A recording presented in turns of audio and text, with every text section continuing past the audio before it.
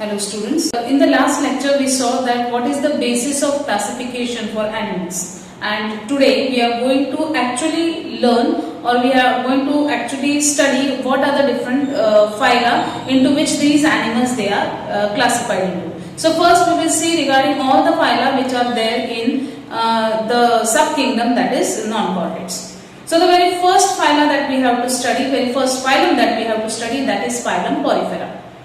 Porifers are the animals with simple body plan. Their body is made up of many pores. These pores are known as ostia or oscula.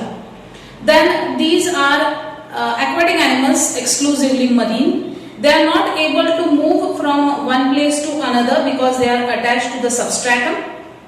And as they are attached to the substratum, there is no locomotion seen. And so these animals, they are known as sedentary animals. These animals, they are multicellular and they are made up of many, the body is made up of collar cells. They don't move from one place to another. They are having spicules on their body, spiny structures, and these spicules, they are made up of calcium carbonate or silica. Then these animals, they feed upon small organisms. As the body is completely porous, the food material, it enters with the help of water, and the body, it absorbs the food material. Then they reproduce by budding, that is asexual method, and also by sexual method. Besides these animals, they have good ability of regeneration. The examples are sponges, Euspongia, Hyalonema. These are the examples. Now we will move on to the next phylum, that is Coelenterata. It is also known as Cnidaria. Now body of these animals is cylindrical or umbrella-like. If it is cylindrical, it is known as polyp, and if it is umbrella-like, it is known as medusa. Most of the animals, they are marine. Only few are living in fresh water. Body of these animals is radially symmetrical and it is diploblastic. That means the body is made up of two germ layers. Cnidoblasts are present in the tentacles, and these tentacles are present around the mouth.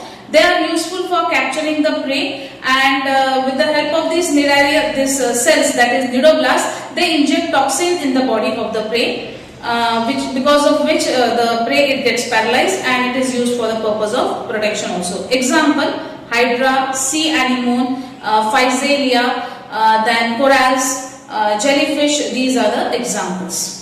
The next phylum that we are going to learn is phylum Platyhelminthes. Body of these animals is flat, ribbon-like, and these animals are also known as flatworms. Most of these animals, they are endoparasites. That means they live inside the body of the host, and some are free living.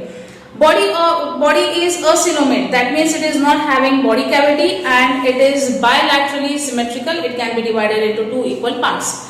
Then these are triploblastic. That means the body is made up of three germ layers, that is endoderm, ectoderm, and mesoderm. Then these animals are hermaphrodite. Hermaphrodite means male and female organs are present in the same body, or system are present in the same animal. Example: planaria, then liver fluke, tapeworm. These are the examples of this phylum. The next phylum is Aschelminthes. These animals, we call them as roundworms because the body is cylindrical and long and thread-like.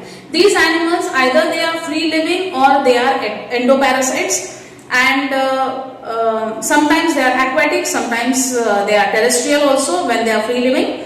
Body of these animals is non-segmented, and it is covered with a tough cuticle. It is having a thick coating over its body.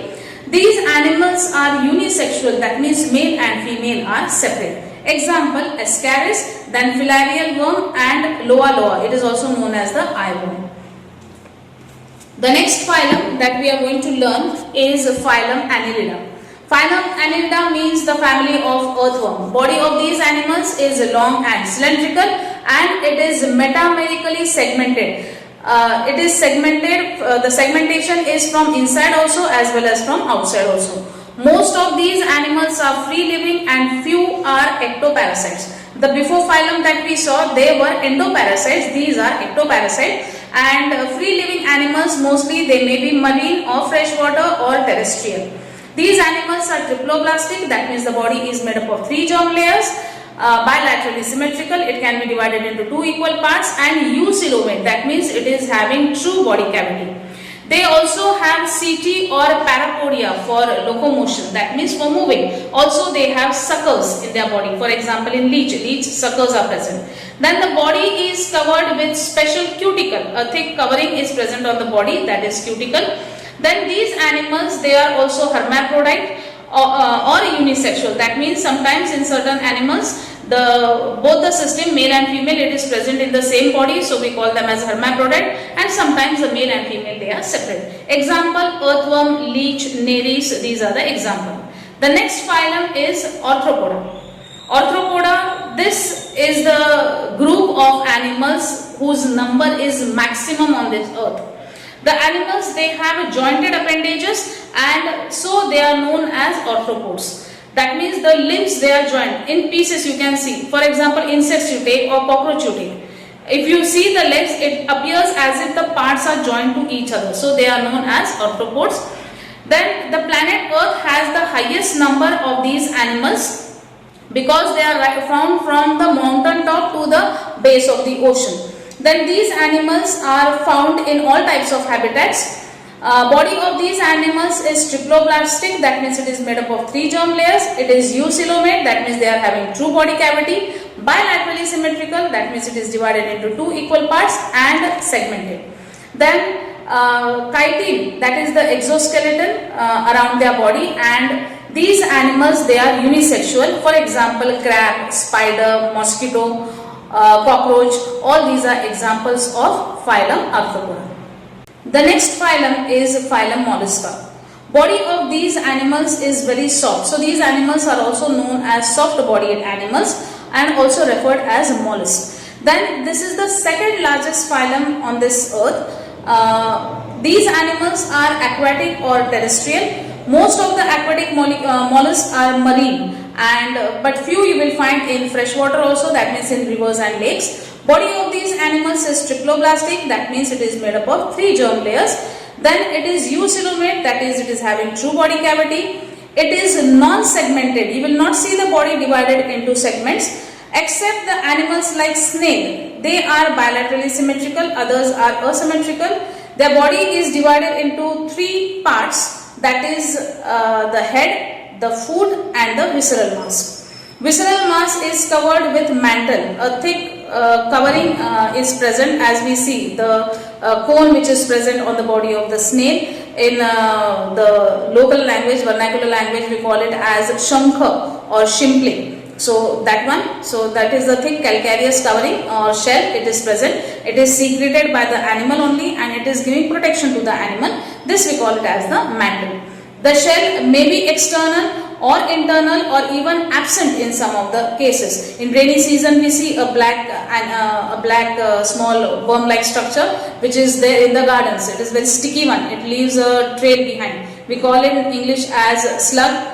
And these animals, they are unisexual, that means male and female, they are separate. Example, bivalve, snail, octopus, these are the examples. Now we will move on to the next phylum, that is Echinodermata. Echinos means spine, derma means skin. The animals whose skin is made up of spines, they are known as echinoderms. Calcareous spines are present on the body of these animals and hence they are known as echinoderms. These animals are found only in seawater. In ocean you will find the body is triploblastic and eucoelomate, that means it is made up of 3 germ layers. Eucoelomate means the body is having true body cavity and it is radially symmetrical in case of adult. However, they show bilateral symmetry when they are in the larval stage. They perform locomotion with the help of tube feet, that is the organ of locomotion that you see here, and tube feet is also used for capturing the prey. For example, starfish. And some animals, they are sedentary, that means they are not moving, they remain attached to the substratum. They have a skeleton which is made up of calcareous spines and ossicles. That means we can say that plates are present, certain like spiny plates are present on their body, and these animals, they have a good ability of regeneration. These animals are mostly unisexual, that means male and female are separate. Example, starfish, sea urchin, brittle star, sea cucumber. These are the examples of this phylum.